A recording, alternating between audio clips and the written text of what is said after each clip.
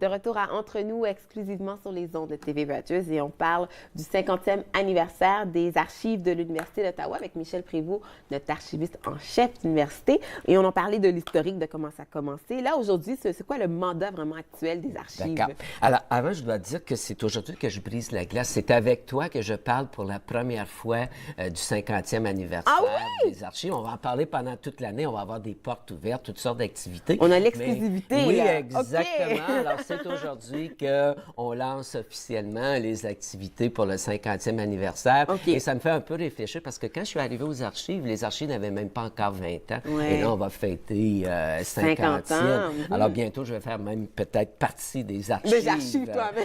Non, il ne faudra pas me mettre non. bois. Alors, en 1967, et très brièvement, on crée les archives de l'université. Et nous, on a un mandat très, très clair depuis le début. Il y a deux volets. C'est la gestion de documents. On va en parler moins aujourd'hui, mais c'est important parce qu'une institution comme l'Université d'Ottawa produit, reçoit énormément de documentation. Exactement. Alors, il faut en détruire beaucoup. En fait, en archivistique, il y a à peu près 10 des documents qui ont une valeur historique, légale, de témoignage, et 90 vont être détruits. On a un calendrier de conservation. Alors, ça, c'est tout un autre domaine, la gestion de documents. L'autre volet qui nous intéresse plus aujourd'hui, c'est les archives historiques. Alors, les archives ont le mandat de garder tout ce qui témoigne de l'histoire, du développement de l'université. Certains documents sont gardés pour des raisons légales et d'autres, bien sûr, comme témoignages. Alors, c'est quand même exceptionnel. J'ai le privilège avec mon équipe d'être le gardien d'une institution qui va fêter bientôt ses 175 ans. Même si les archives ont juste 50 ans, on sait maintenant, on l'a vu dans le premier volet, que nos artefacts, nos documents remontent jusqu'en 1848. Alors encore aujourd'hui, par exemple, en 2017, comment vous déterminez si quelque chose va avoir une valeur historique, là, si aujourd'hui, quelque chose arrive aujourd'hui, comment vous allez savoir? Bien, par exemple, des cahiers d'examen, ça n'a pas de valeur. Au bout d'un an, c'est détruit, alors que nos procès-verbaux, nos journaux étudiants. Je pense que s'il y a un message à passer aussi, on le disait en premier volet, les archives, c'est pas que de vieux documents. Par exemple, la prochaine rotonde, le prochain Fulcrum de l'université va déjà être versé aux archives de l'université. C'est important, les annuaires, par exemple. On sait quels cours on donnait à l'université en 1874. Comment ça coûtait? C'était qui les administrateurs? On va reparler au mois de mars de l'histoire des femmes à l'université. Mais si j'avais pas de documents pour illustrer tout ça, comment je pourrais faire l'histoire des femmes? Alors, on a des statistiques. Combien on a de femmes aujourd'hui comme étudiantes? Combien on en avait il y a 50 ans? Il y a 100 ans, il n'y en avait pas. Les statistiques sont pas... Mais tout ça, c'est documenté grâce aux archives de l'université. Ensuite, tout ce que l'université produit, alors c'est déposé aux archives. Naturellement, aujourd'hui, il y a beaucoup de documents électroniques qui sont produits, mais si on veut organiser une exposition, ça nous prend aussi des documents, mais aux archives, les gens voient tout souvent aussi papier, documents électroniques, alors qu'aux archives de l'Université d'Ottawa, on a beaucoup aussi d'artefacts. Parce que quand tu organises une exposition, quand je fais une présentation sur les trésors des archives, les gens ne veulent pas juste voir du papier, ils veulent voir aussi des artefacts. Et ça tombe bien, j'en ai apporté.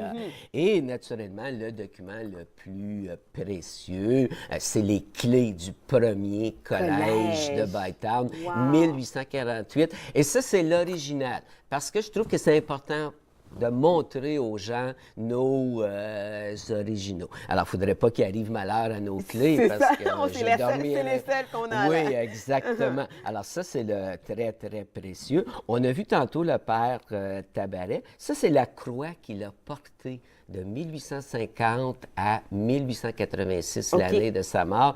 Et c'est très pesant. C'est pour ça que les pères Aublin avaient un ceinturon. Exactement. D'accord. OK. Ici, c'est la médaille du 100e anniversaire.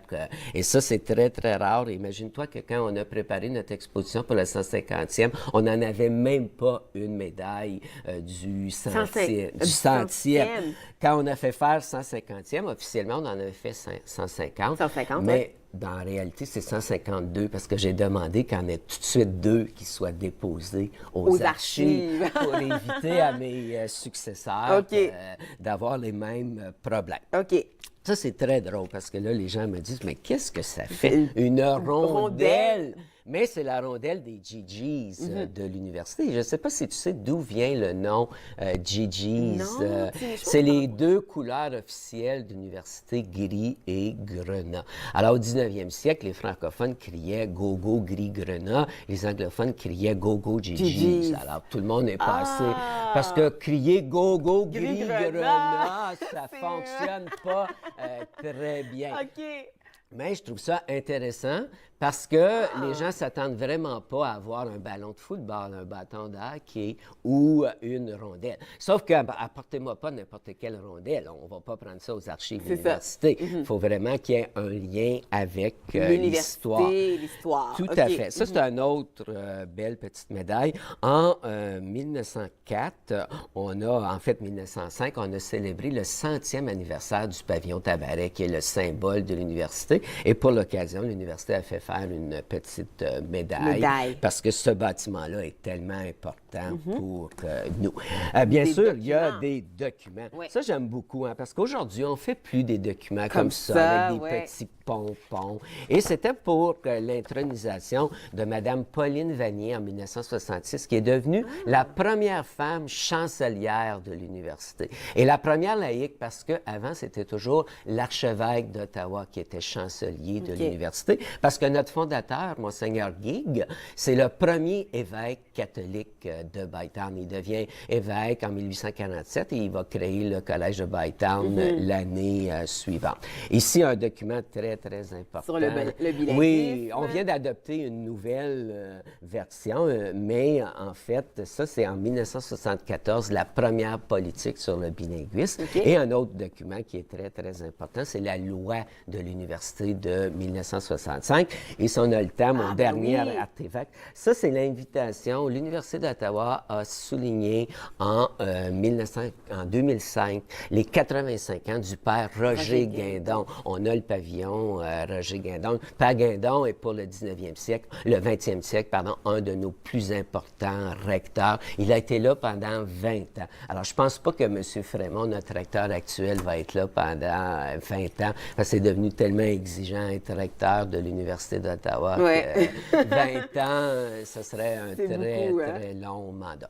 Retenez qu'on a une salle de lecture. Alors ça, c'est ouvert au grand public pour venir faire de la recherche, mais aussi les archives ont fait des visites guidées, je donne des conférences. Alors n'hésitez pas à me contacter, n'hésitez pas à contacter les archives. On a des archivistes professionnels pour vous accueillir. Et c'est toujours fascinant et c'est passionnant aussi de te voir. Merci beaucoup, Michel, de nous parler de ce moment historique quand même. Bien, c'est moi qui te remercie. Ça me permet de parler de notre 50e. Ça nous fait toujours plaisir. Donc, bien sûr, contactez les archives de l'Université d'Ottawa. Comme il l'a mentionné, si vous voulez visiter le tout, ils vous feront un plaisir de vous accueillir.